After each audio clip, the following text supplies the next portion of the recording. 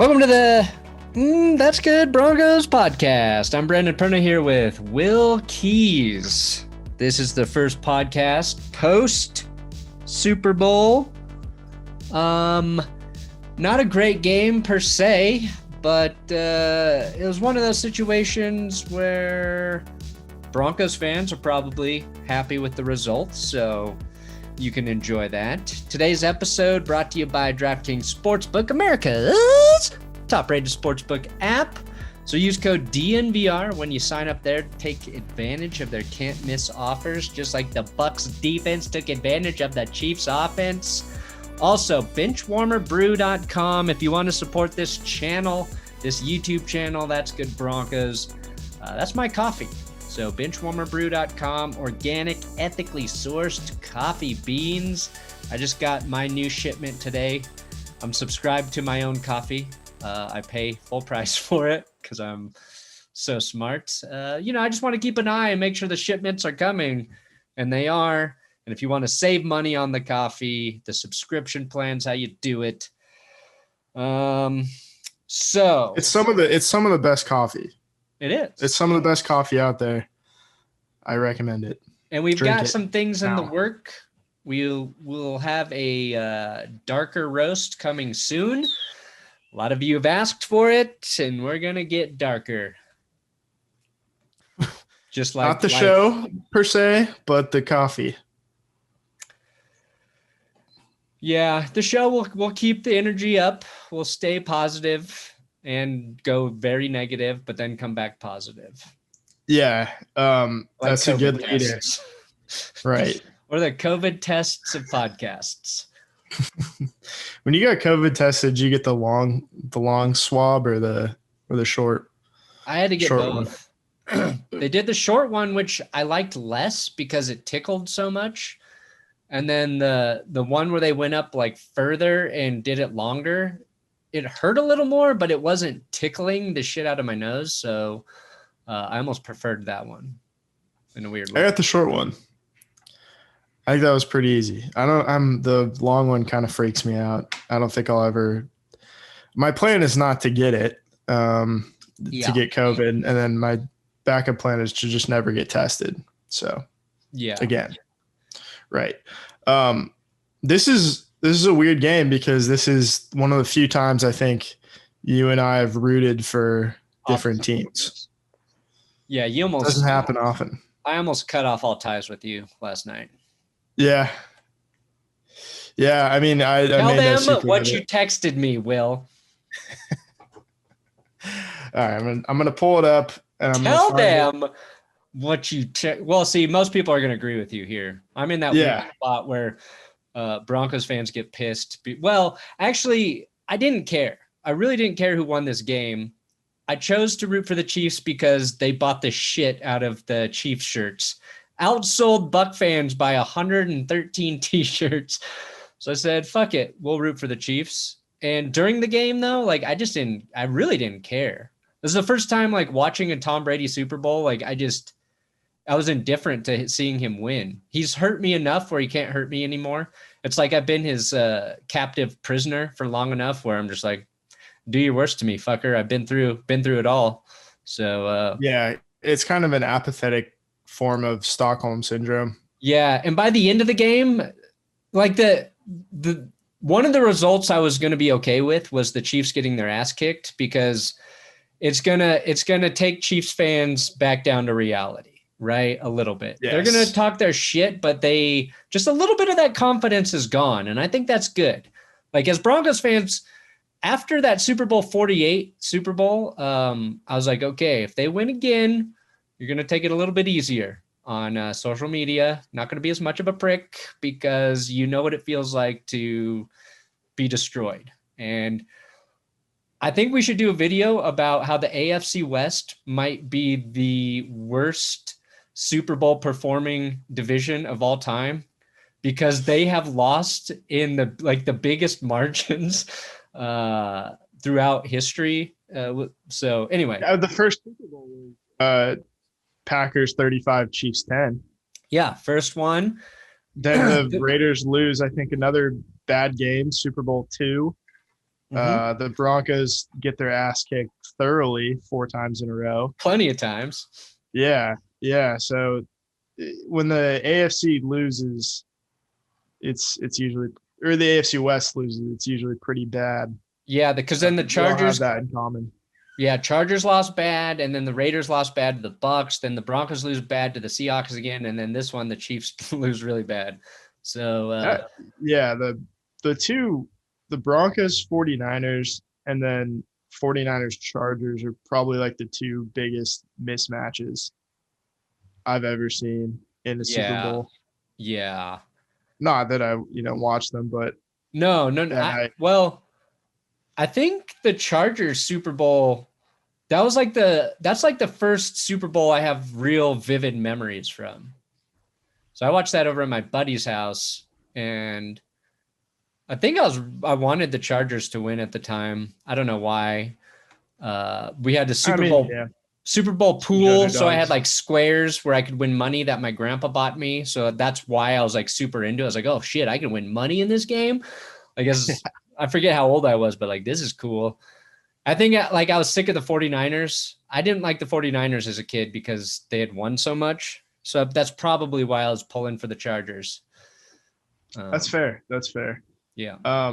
Anyway, I texted you yesterday, 5:28 Pacific time. Rooting for Tom Brady is just the easiest thing in the world. Everything goes your way. It's awesome. And you texted me back, don't ever text me bullshit like this again. And this is the first time we've communicated since. So yeah. No, I thought that was a good point. Like, well, I've never been able. Well, I mean, Super Bowl 50, a lot went the Broncos' way. The defense was great. Yeah. Let's just put it out there that you have to have a lot of things go your way to win a Super Bowl. You do, and I guess like you're right. Rooting for Brady, you get all of those breaks. And the Bucks got him, and it's one of those weird things where the Chiefs were committing these penalties, right? It wasn't like they were super egregious. Maybe a couple of them were kind of ticky-tacky, but all of them, they got called for all of them. And what bothers me about it is we saw like an NFC championship game where the teams were allowed to play really physically in the secondary. And I think the NFL's just got to make sure the officiating crew's calling all those games the same way. If you want to do it in the postseason where they let the defense play a little more grabby, like that's fine as long as you're doing it the same. But it's every year we run into this too. And I have to imagine the Bucks did a little bit of that and they just, never got called for it. The Chris Jones thing, he got duped by CSU Pueblo alum Ryan Jensen. So that was funny. And then, Tyrann Mathieu got the flag on Brady. So it was just like everything went against the Chiefs. And I'm not saying like it was unfair, but it was just another time Brady had it basically on cruise control. I feel like this was his easiest Super Bowl victory ever. It was, yeah. It's statistically his easiest. I think the Eagles one was a pretty that was not as close as the final score indicated. Because Philly kind of made a push at the end, right? Yeah, very slow, staggered push at the end. I will say that I think the reason you got so many calls was I think the NFL looked at the tape from the Buffalo AFC Championship game and was like, holy shit, these guys hold all the time. And they're getting away with a lot of holds. And I think a lot of people probably pointed that out and like, all right, we gotta take care of this. And it was like, I think you tweeted about it, but if they called holding and like that in Super Bowl 48, the Broncos might have had a chance. Yeah, I mean, maybe but like it was true. Like after that Seahawks defense dominated, they sort of they decided to be a little more aggressive on calling defensive penalties by the secondary. Like the Seahawks they got away with the whole season of being really physical, more so than any other defense has ever been allowed to do in the secondary since probably, I don't know, fucking 80s or some shit. Since the Patriots, when they won 3 out of 4. Oh yeah, probably. Which is like, yeah, it's just one of those things. I think the play that pissed me off the most was the snap over Brady's head, and then no Chiefs were around to even try to recover it. Like, I think maybe it was Chris Jones who was on the edge, but like he ran in towards Brady, not realizing the ball had popped over the other way. Brady gets the easy recovery, and then they just blast was it over a 50-yard field goal right after that. It's like, right, God, yeah, Suckup still nailed it. Like Broncos fans and Steelers fans had to have hate seeing like that work out for Tom Brady. It is kind of bullshit. And I'm not happy for Tom Brady. I would like to point that out. I'm not in the slightest. No, I get it though. Like, what are you gonna do as a Broncos fan? You can root against the Chiefs. And I don't have there's a lot of people on Twitter too that get really like righteous about you rooting against Tom Brady when like you owe a lot of your success to Tom Brady's success and your hatred of that success. And so you gotta stick to it. And I'm proud of you for not reversing yourself. I just stay true to my heart, Yeah. If you can't control who you hate more. No. And that's just sports, right? Like you're given the freedom to not like any team or player you want, and you don't really even have to justify yourself. You can just hate a team for their stupid uniforms. You can hate a team because of a coach you don't like. Like there's a lot of reasons to not like the Chiefs, and I don't like them.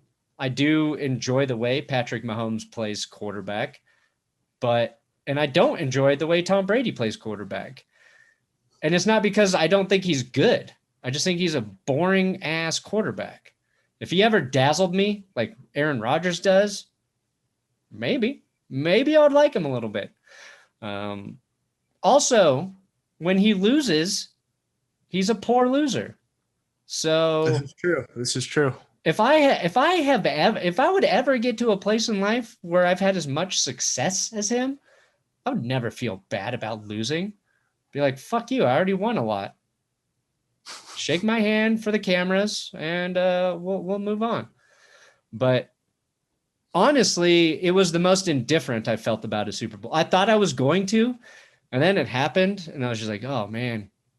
The Super Bowl is not fun when you really don't have one team you're all in against or you're really supporting. So like if the Bills were in it, it would have been fun for me to root for Buffalo. If the Packers were in it playing against the Chiefs, it would have been fun to root for the Packers. But that was my takeaway. And the Bucs defense credit, like that was, I think that's what the other thing that gets really annoying is there's all these great performances that get overshadowed when you have, and it's not just Tom Brady. It's any really good quarterback in it. Like if Aaron Rodgers won the Super Bowl just now, Green Bay would probably have done some things really well. Nobody talked about. Same thing. I mean, it's Mahomes last year. Yeah. Won MVP in like one of his worst games of the season. Yeah. It's just, it's silly. And it's like probably the most underrated story on Tampa is how good their offensive line has been. Just like when I saw the stat that Brady was pressured 4 times out of 30 dropbacks, which was his lowest pressure rate in any Super Bowl, I'm like, holy shit. Of course, like you're going to play well when that happens. And then like the Bucs defense, they played good on every level. We thought the pass rush might be an issue, and it was. And Todd Bowles actually blitzed significantly less than he normally does, and like 5 times, like 2 high safeties, like the whole game, which he never does.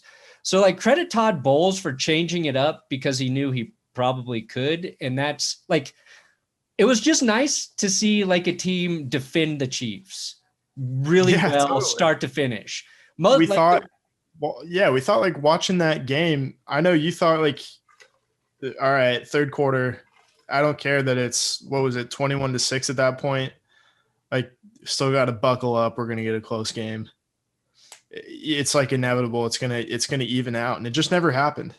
Yeah, this game I didn't think that. I thought that before the game, like if the Chiefs got down, it would be all right. But when you're watching a game and you just feel like, oh, the other team's got their number. And when the Bucs like held them to those 3 field goals, it's like, even if they score one touchdown, scoring more after that's not going to be easy.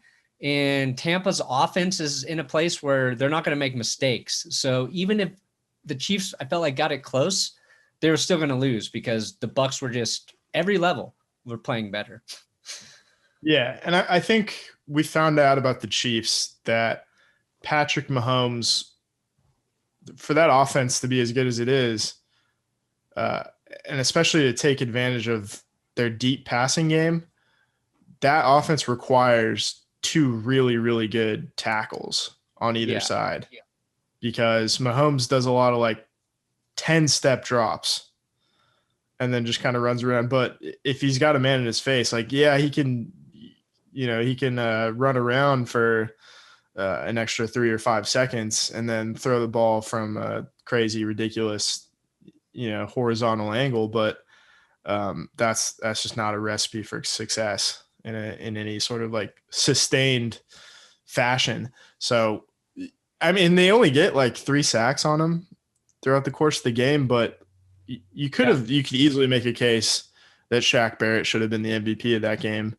because he gets 1 sack and then he's just in his face the whole game. 1 sack, totally 4 hits, and a couple pressures that Mahomes ran like 20 yards backwards and just had to throw basically the ball away.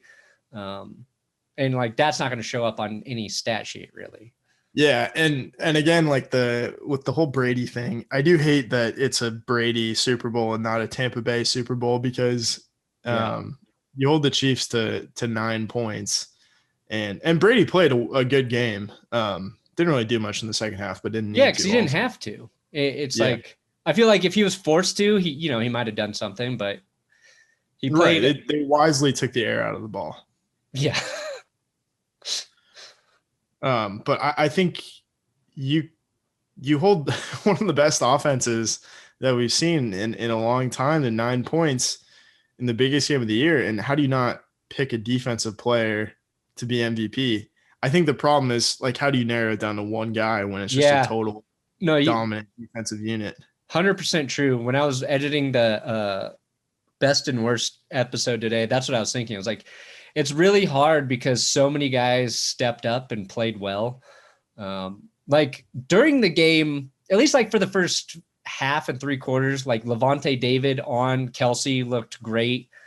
And then by the end of the game, though, like Devin White, you're like, oh shit, dude, he had a huge game, like 12 tackles.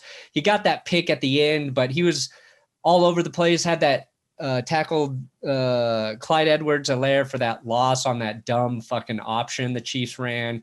And, he just came across the field and still got him in the backfield. You're like, wow, he did some impressive things. There's pressure a lot by other guys too. Sue was in there. JPP. Gronk had a really solid game. That was kind of a surprise.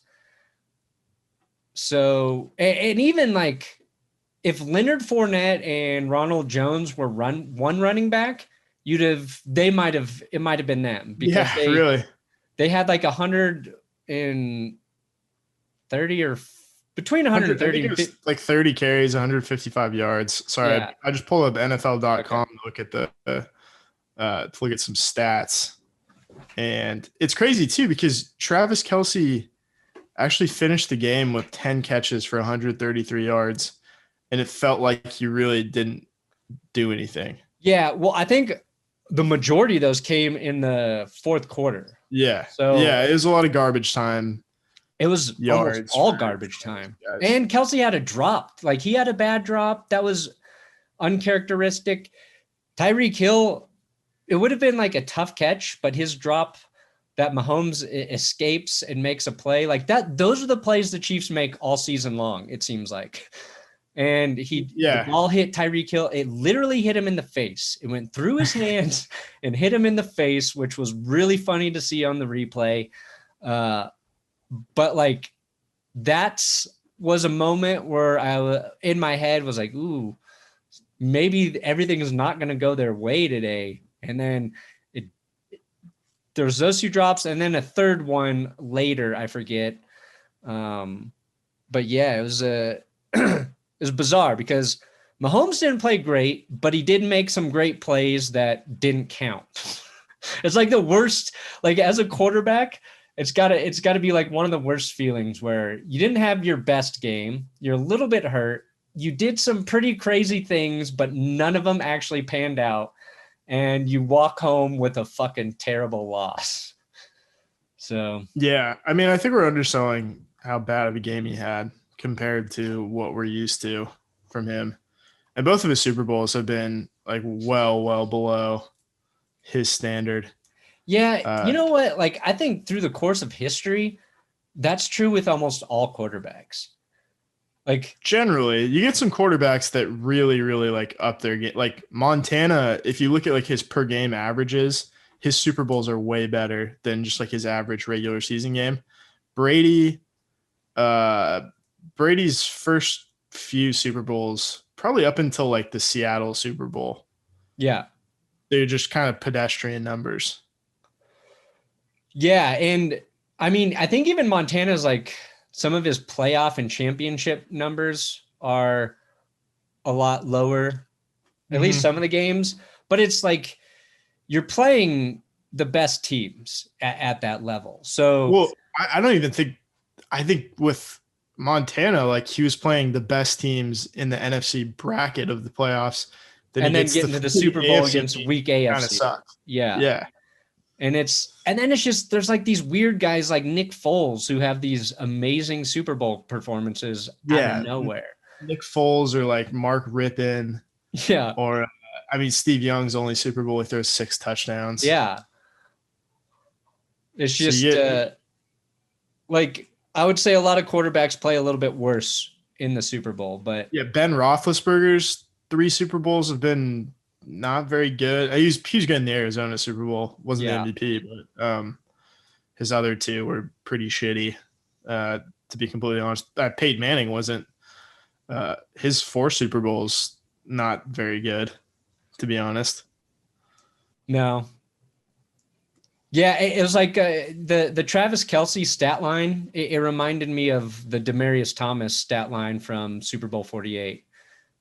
I think he pretty close. Didn't he set like the record for most catches in a Super Bowl or some shit like that? Yeah. Like what a meaningless achievement to have. But like at the time, I was like, okay, I'll walk away with that. We had to have something. I think this was huge for the Chiefs. Clyde Edwards-Helaire averaged 7.1 yards a carry, and they only gave him the ball 9 times. Yeah. They stopped giving him the ball. It was that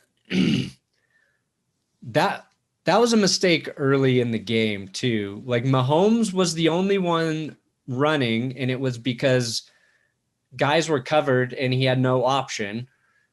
But the Chiefs they were throwing like all the downs, not even trying to really run it with Clyde. And then coming out of halftime, they did, and they moved the ball down the field. They settled for a field goal, but you thought, okay, if they stick with this, maybe they can kind of fight their way back in the game. But, Tampa scores a touchdown after that, and they're down by so many points. It's like, no, we got to score quickly.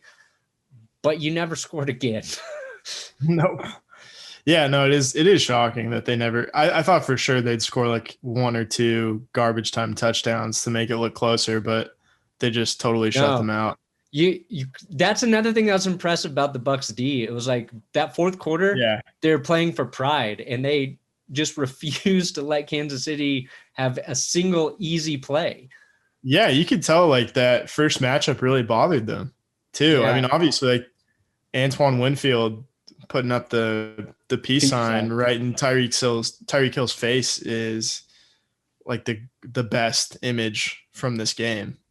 Yeah, and his answer afterwards was awesome. He's like, I love doing it. I did too. It's like I think everyone immediately is like worth it. Oh yeah, it cost him nothing, just a little bit of field position. Yeah, it was like 15 yards. I was like, at first I thought that would have given the Chiefs a first down, but I realized, did too. Yeah, because then Tony Romo goes. Happened after the play, right? So it doesn't matter. Tony Romo was, you can't do that. Like kicking a guy while he's down. It's like these rules don't apply to, like, if you do that to like Mahomes or something, then like there's nothing wrong with the guy. But to do it to Tyreek Hill, like all bets are off. Yeah, the taunting rule, in my opinion, is top 5 of the dumbest rules in the NFL. Like, I think you need to. I think you should only be flagged for taunting if you call a guy short, and that's it. Is this from personal experience? Nope. You call a man short, another guy tiny, on the bus, little baby bitch boy. Yeah, that's taunting. You do this to somebody? Come on. Universal peace. You know what should bring you peace? UFC 257. Surely gave the fans the show they were looking. Damn it, that was not a good segue. Looking for this weekend. It's sure to be just as action-packed. DraftKings Sportsbook and officials. Let me start this over. UFC 257 surely gave the fans the show they were looking for, and this weekend is sure to be just as action-packed. There we go. DraftKings Sportsbook, an official sports betting partner of UFC, is putting you in the center of this weekend's title fight with 100-1 odds on your chosen fighter. Choose your fighter to step out of the octagon, raising the belt. Pick either main event fighter to win this weekend's UFC 258 bout, and DraftKings Sportsbook will give you 100-1 odds.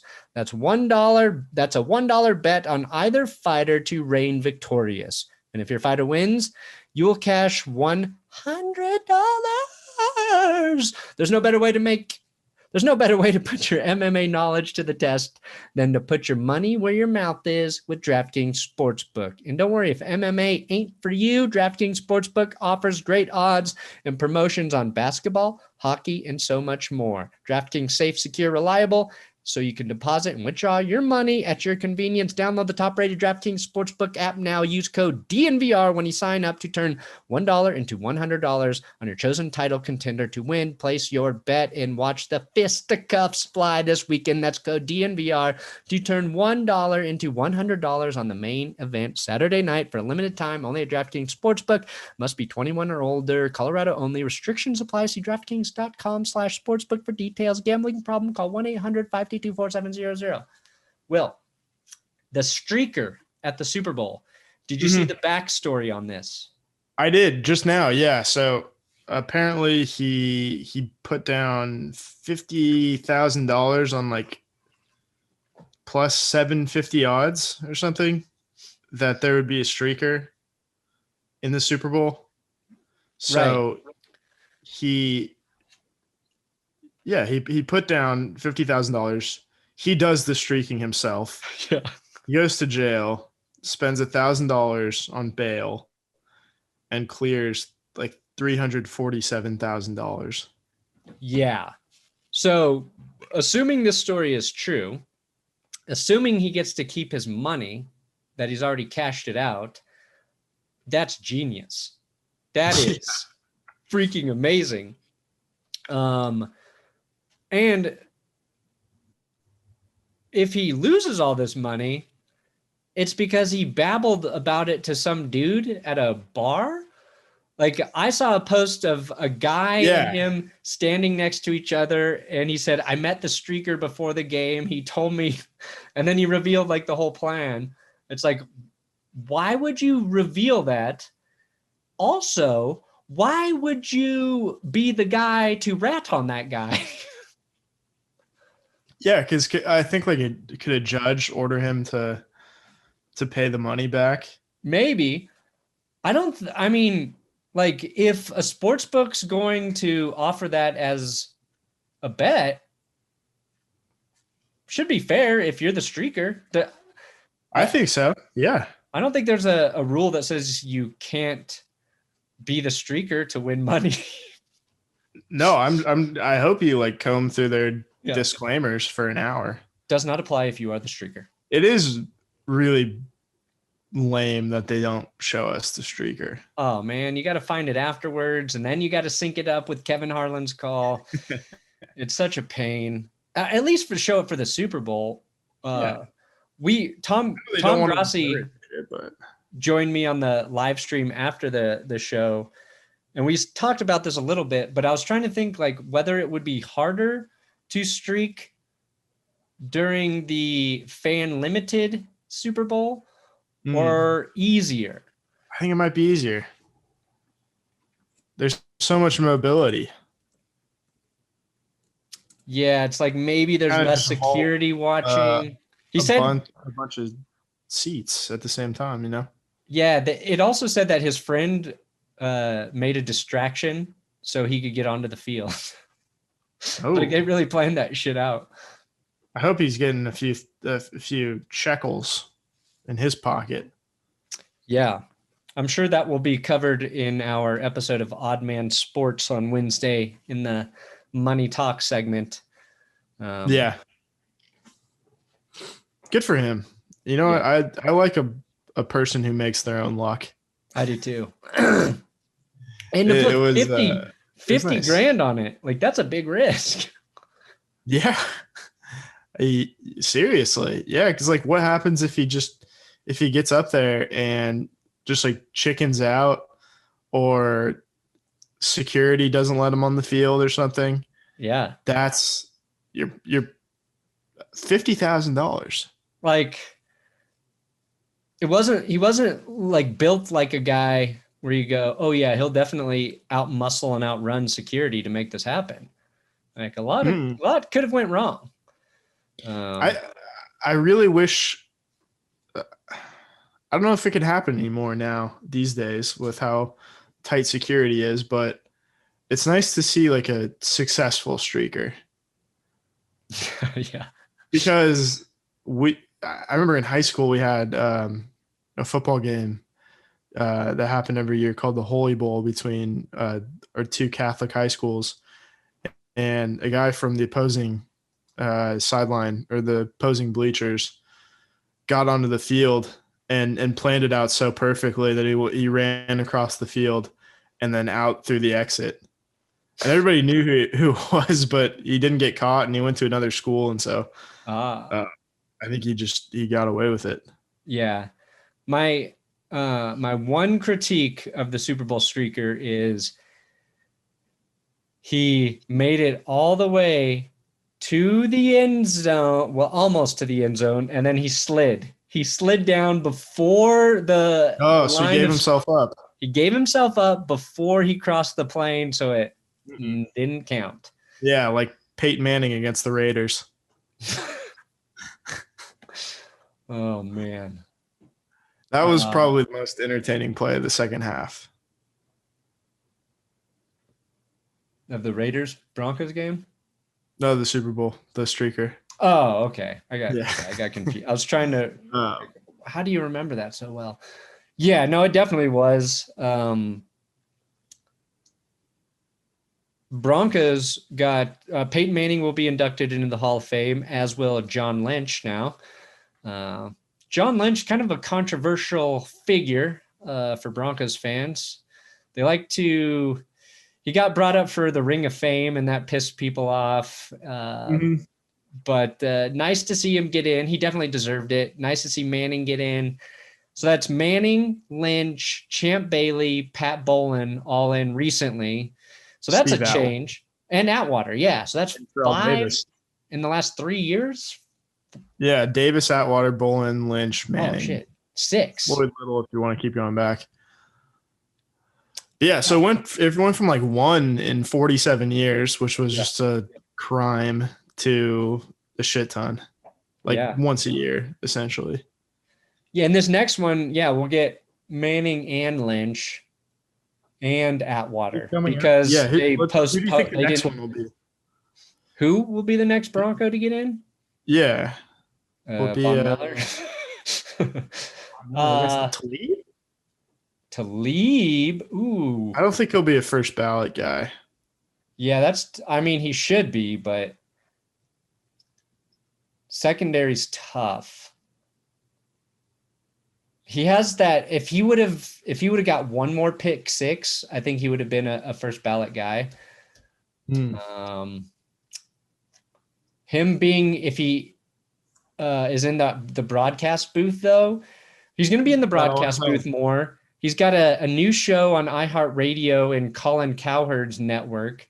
Plus, I think he'll keep doing Call the Booth, his YouTube thing. So that's like one of the best things you can do is just keep your name like relevant for Hall of Fame voters. Yeah, true. Were you surprised that Calvin Johnson got in on the first ballot? A little. I think he deserved it. But like when you retire early, it's hard. Yeah. Unless you're Barry Sanders, like because Barry Sanders was just the best. You know what I mean? Like he was the best guy when he retired. He would have broken like all the fucking records if he kept playing. And he was a running back too. And people like he retired early, but he played 9 seasons. Yeah. 9 or 10 seasons as a running back, which is way above average. Yeah. And if someone, a great running back, retires after 10 years now, like no one thinks twice about it. They're like, that's a long career. Calvin Johnson played 1, 2, 3, 4, 5, 6, 7, 8, 9 years. Still a lot. He played 9 years. Yeah. And had 7 seasons over 1,000 yards, including 1,964, which is the record. Yeah. That'll help. It still feels like he should have had more. He should have been a little bit better, which is kind of crazy to say. Yeah. He's only 35 right now, which is insane to think about. Yeah, I think he's the second youngest player to ever be inducted into the Hall of Fame. Gale Sayers was 34. Yeah. Another, like Gale Sayers and Terrell Davis, very similar, right? 4 or 5 years in the league. For my money, though, like everybody, Jerry Rice gets the title of greatest football player ever. I would have to put Barry Sanders pretty damn close to that because I feel like he did the most with the least. Like, nobody ever talked about like Barry Sanders running behind this great Detroit Lions offensive line. Who is his best quarterback? Yeah. What he like Kramer, Scott Mitchell. The show he would put on sometimes just go watch Barry Sanders highlights and you'll be like, oh my God.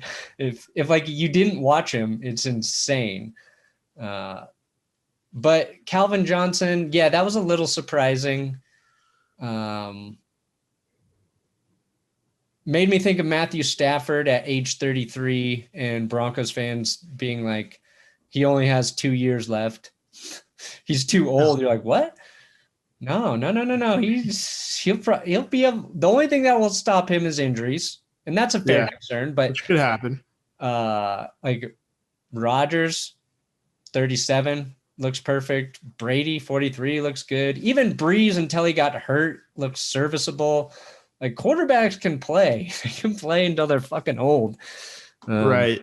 If you're a certain kind of quarterback, then you can really extend your career. I think Tom Brady is the living proof of that. Yeah. What do you think with the there's a lot of Carson Wentz news? Oh yeah, that's about to get hot. I got that script ready. Well, partially ready to go for when he's traded. So yeah, Carson Wentz on the trading block, supposedly. Sam Darnold and Wentz could be the next 2 QBs to get traded. I would definitely. Wow. I mean, who would you rather have? Let's say for the Broncos, you get one of those guys and you get a good deal on them. Which quarterback are you taking as GM of the Broncos? That's really tough. It is so tough. I want to say too about the Carson Wentz thing. It's kind of crazy that the two teams that we expect him to go to are the Colts and the Bears. And if the Bears trade for him, regardless of the price, because I assume he's going to cost the same amount with either team. But if the Bears trade for him, everyone's going to call the Bears stupid. Yeah. If the Colts trade for them, everyone's going to call the Colts smart. Yep. It's really crazy how that works. But I love the hypocrisy sometimes. Right. Yeah. And the Colts too, I think that's like one of the biggest wild cards in the NFL right now is they just don't have a quarterback. I guess they have Jacoby Brissett, but he's an unrestricted free agent.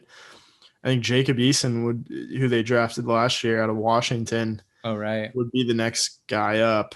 I really liked him in college, but he tries too often to play like Patrick Mahomes did last night, and he can't even get the ball off because he's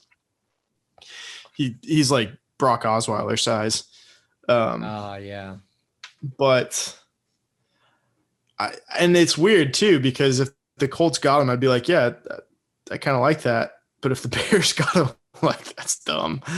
Well, yeah, you don't trust the Bears to develop a guy, right? No, or to put him in the right situation. And Wentz clearly needs some help right now. It's so hard with Carson Wentz because we have seen him play MVP caliber football, right? But then we have watched him play literally the worst quarterback in the league level football. So how do you evaluate that coming off the bad season? For the Colts, you go, okay, well, there's Frank Wright, where him and Wentz played his best football with Frank. They have a great offensive line, a good defense, maybe lacking a little bit in receiving weapons, but they got good running backs and receiving running backs to throw to. So you like that situation for him. The Bears, they're probably going to lose Allen Robinson. I always want to go to Alshon Jeffrey because I live way in the past. I don't know how good their offensive line is. It's just like Wentz should want to go to the Colts. The thing I don't know about the Colts is, are they ever going to spend their money? Like, yeah, they've had this ton of money for like 3 years. This is their third season where they're like top 5 in cap space and they're not spending it. So part of me wonders, like, is that intentional? Like, are they kind of like what we talked about with Albright? Like, they're not a cash flow heavy team? Like, do they not want to spend it? Or is Chris Ballard just waiting to make his moves, trying to be really strategic? Yeah, because there's no advantage in just like spending it just to spend it. No, I mean, they got Rivers at a great price for $25 million this last season, and for the most part, it worked. But they'll have options. I mean, they can do whatever they want. I feel like in terms of if there's a guy they want, do they wait for a guy like Jimmy Garoppolo to get cut? Or I don't know. I just get the feeling that Garoppolo is going to go back to New England, don't you? Maybe. He could work there. The Patriots need a quarterback for sure. I'm just waiting for all these moves to start happening. And then the craziest thing is, like, the Texans are still refusing to listen to trade offers. So they're just being real dicks. And what do they do? Do they just like put their hands over their ears? No. Yeah, I don't know, man. Have you seen all of Jack Easterby's like sermon / stand-up clips? Yeah, he's a crazy person. Oh my God. He's not funny. It makes my dislike for him more okay. Like, seeing a guy who you can tell wants to be a stand-up comedian, but just doesn't have the chops, doesn't have the jokes. Yeah, super low-hanging fruit. Oh my God. It's like he's doing like too. You can get a feeling of like what he's like in a private setting as well. Yeah. He's like, you go up to Boston and they're like, I'm gonna park your car. And yeah, he's talking about like, oh, in California, we're like, oh, let's go catch a gnarly wave, man. I know our team's down by 20. It's like, outside of like a few bums in San Diego, that's not how we talk here. No, he's like, and then you go to Texas and they got their big old belt buckles. Like, what are you keeping that thing? And put their hands in their pants and you just seeing that. It's like, black people drive like this, but white people drive like this. Yeah, it's if you haven't seen it, just go to Twitter, look them up. It's amazing. It's really something beautiful to watch because he's in the church doing it, right? So he's doing his sermon or whatever. And he's not even getting laughs in the situation where I feel like laughs are easier to come by because like people going to church don't really expect to be entertained it's almost like with a good joke. Almost like a funeral. When you crack a joke at a funeral. Right. And you get the laugh and it eases the tension. It's like church when, the person speaking gives you a joke, you're probably more likely to laugh at it because you're not expecting it. And he's just fucking bombing there. It's so great. He's like begging for it's probably the way some of my episodes look sometimes, if I'm being really honest, but at least we own it. I own it when it sucks. Maybe. Yeah, he probably walked off stage for like, that was killer. Yeah, he was like, I just killed the room. Drop the mic, drop the cross. Yeah. I mean, it made me wonder how it's horrible. I feel so bad for Texans fans. Oh, me too. I wonder how many of them just like want to jump ship and go to Tennessee. Oh yeah. Like it's close enough. They're the Oilers, they're the Titans now. Oh well. It's like, I think the worst situations right now in sports are probably the Rockies and the Texans. Yeah, no, totally. Fucking Rockies are a mess. I'm not even a huge like baseball guy or Rockies fan, but like I always want to see the Rockies do well. It's just good for civics. It's good for civic engagement. Like, and I've known from Arenado's great. He's great for the team. He's great for the city. People fucking love him. I know that things weren't great there, and maybe moving on from him was like the right thing for the Rockies to do in terms of we can't mend this situation with him, like the Texans with Watson right now. Yeah, the situation they caused, but yeah, I mean, right, exactly. It's their fault. But they got nothing in return. That's what I don't understand about any team that's got a great player that you can't get the value back. Just like we saw with the Texans when they, traded Hopkins for the last. But it's just, I don't know how you can own a fucking sports team and not understand that concept. Like, we've got this great guy. We can get so much for him. When Jared Goff just went with 2 first-rounders to the Detroit Lions, like, that's how you do shit. That's how you do it. It's truly hard to wrap your mind around, and it's hurting my brain to do it right now. It really is like, so if the Texans got like 4 first-rounders and a couple players for Deshaun Watson, you'd be like, that sucks that you lost Deshaun Watson, but at least you maximized his value. Yeah. And you feel like if you hit on these picks, you can rebuild effectively.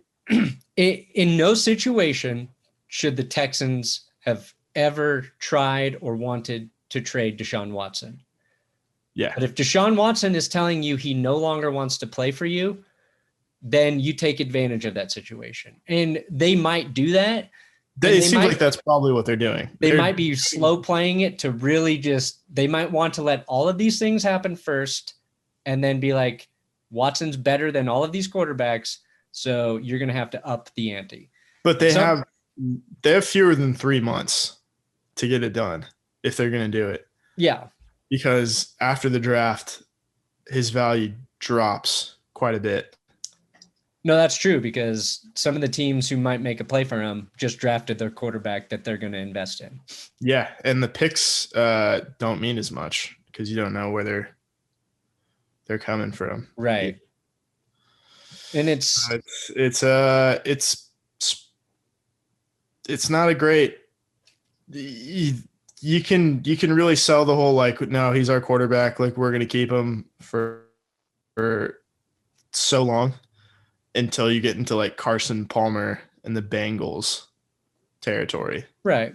No. where he's just not playing, and you've moved on without having traded him. Yeah, he just got to commit to what he's doing, and I think he's going to stick there. Like he's not going to all of a sudden be like, okay, I'm ready to play, guys. Yeah. Things are bad there, and you just watch those stand-up clips. And you're like, he's right. He's right to want to leave. Yeah, and I want to say too, there's a lot of people I think that are rightly worried that the NFL, in terms of player movement, is becoming the NBA, which is I don't think ideal. Yeah. Because you want teams to have, you want them to have some leverage too, because you don't want everybody just like teaming up, like at a whim, and you don't want players forcing their way out of teams for no good reason. Yeah, right? like Tom Brady leaving New England for no good reason, going to a super team, and now Mike Evans already said he's willing to take less money to keep all of these guys there. Bruce Arians has called Mike Evans the least selfish player he's ever coached. Makes me like Mike Evans a lot more. Makes me so scared of Brady coming back, which I think he's going to do. And the Buccaneers finding extra money to re-sign Shaq Barrett, re-sign Levante David, re-sign Chris Godwin, and keep that entire core there. Gronk comes back too, which for most of the season, I was like, yeah, they're just using him as an extra pass blocker. That's fine. But knowing that he can still have that impactful game in the postseason scares me. Like, I feel like they will be so primed to repeat if they keep most of those players there. And if most of those players are buying into, we can win, maybe we all take a little team-friendly deal. That shit's contagious. If one guy does it, like Mike Evans, hate it. Still super tough to repeat. I mean, everybody thought the Chiefs just showed you how hard it is. Yeah, there hasn't been a team that's repeated in 16 years. So yeah, the Broncos, baby. No, the Chiefs did it. I mean, the Patriots. Patriots. Did it, right? Yeah, whatever. Broncos were right before then. It's very hard. Is the point? Yeah, I mean, well, the NFC needs to a couple really complete teams need to emerge. Maybe the Rams are the team that knocks them out of the playoffs next year with a great defense and a competent quarterback. Could be. Yeah, no, I think that's not out of the question. I think the Packers could do it too if they have the right offseason. Yeah, Packers are close. Rams are close. I don't think the Saints will be there to contend for the division title, unfortunately. So I think they pretty much have the inside track on the NFC South. But I mean, we have to remember too, it's like this is an 11-5 team that got really, really hot at the right time. Yeah, no, I mean, I was so sure the Bucs weren't going to be good when Brady played that really terrible game. I was like, he's actually finally done. I have been saying he's not done for so long because when I believed it 5 or 6 years ago, I was a fucking idiot. And then everything just clicked for them. And he started playing better, but even in the postseason, he had some big flaws in the game. But yeah, when your defense is playing lights out, when you've got those weapons on offense that can make plays any week, it's just My question that I wanted to ask is, how satisfying is this Super Bowl for Buccaneers fans? Because it's not really being like held up as a Bucs Super Bowl. It's the Tom Brady Super Bowl, and the guys who score in this game, Rob Gronkowski twice, Antonio Brown. I don't think anybody liked that. No. And then Leonard Fournette, who was a Jaguar before September. Yeah, I don't know. I mean, I don't think there's a very few amount of Bucs fans out there. True. I think I've met one in my life. I think Yeah, it's the unfair thing is the Bucs have built a great team. They have drafted so well the last 3 years. All of those guys, well, not most of those guys on defense are guys they've drafted, and then they've hit in free agency. So you do those two things, you're gonna have a really good fucking team. Like Tristan Wirfs crushed it on the offensive line for them. Antoine Winfield Jr., Murphy Brown Bunting, Jamel Dean, Chris Godwin. OJ Howard got hurt, drafted him. I was like, just looking at all their draft picks, I'm like, all these guys are contributing. Like, it's insane. So the last 2 seasons nailed the draft. Then guys that come in like Sue, who play well, Shaq Barrett, they got incredibly cheap for the production he's put out. And then all like the guys you just mentioned, it's just they have done all of the right things. And that included going and getting Tom Brady, right? Like that was the final piece they needed. And that organization should be credited for building a really solid team, and nobody was really fucking paying attention. Even when Brady got there, only like the real football heavy people were like, this was a good team with Winston. They just needed to get rid of those picks. And they won. Now they won the Super Bowl, and everybody knows they're a good fucking team. I just think that not all like Super Bowls are created equally in terms of how fun they are to experience from a fan point of view. Like right. I don't think Patriots fans spend any time looking back fondly on that 13-3 Rams Super Bowl. Right. Like I don't think they ever like put on the game and watch and relive that. Whereas like Broncos fans with the 97 Super Bowl against Green Bay, like they're all like, that's the best day of my life. Yeah. Right. So I don't think they're all quite as satisfying. Yeah, I don't know. I think as a Bucs fan, I'd have kind of, I don't know, maybe I'm wrong. And if there are any watching, feel free to tell me how you feel. But I think I'd be a little like upset how it's being co-opted by like Patriots fans as a Brady title, and just kind of the media is turning it into just a Brady fest, as opposed to, because like you said, the reason they won this game, like Brady was good, but the reason they won this game was because of their defense. Yeah. Their defense and their offensive line. And Gronk. But it would have been nice too if like Mike Evans had scored instead of Antonio Brown. Yeah. Godwin, Evans, Scott Miller didn't have any receptions. Like I would have taken any of those guys making the play. Yeah. Mike Evans had 1 catch for 31 yards. Chris Evans, Captain America. Chris Godwin had 2 catches for 9 yards. Yeah. Brady had a couple catches.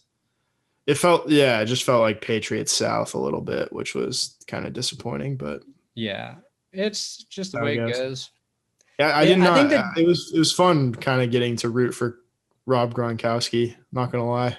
Yeah, that's the thing. Right? And I talked about Tom's, like there's a lot of guys on Tampa you're rooting for, but Tom was like, I can't root for Antonio Brown, I can't root for Tom Brady, and I can't root for Ndamukong Suh. So I fucking am pissed that they won the Super Bowl.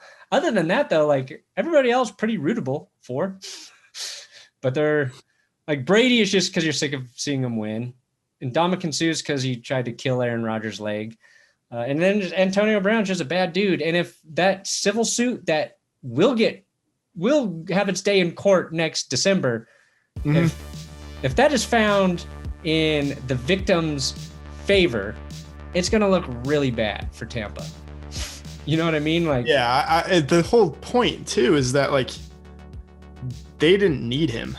No, they really didn't need him. Like Tyler Johnson could have gotten his reps and done just as well. Like he wasn't that good this year. No, it was silly. I know it was just pointless, and it was kind of a Brady ego thing that I think the Bucs had to bend. Yeah, to his will. They did. The last thing I'll say is like the Tampa defense was truly great, but it like the first Super Bowl the Buccaneers won, the whole story the entire season was the Tampa Bay Buccaneers defense, right? It's like one of the top 5 defenses ever are right in there. And so like then they showed up and delivered in the Super Bowl. So you think of that as like this great defensive team that made it. And this was similar, but people weren't really paying attention to the Bucs and or their defense until very late. And by then, like, you didn't get the story of, you know, the defense being what it is. And the defense had to make some adjustments to get there throughout the season. You know, it wasn't like they were perfect from day one, but it's a very different narrative between those Super Bowls, but how they were won were, you know, kind of similar outside of. Yeah, this is a defense that could get better next year. Yeah, that's what's scary. Yeah. It could be that next year. Anyway, thanks for joining us with the Super Bowl recap. I don't have anything else. Do you, Will? I was looking at the stats, and both of these quarterbacks have 2 ACLs, which was disappointing. Very disappointing. John Elway played his entire career without one and won 2 Super Bowls.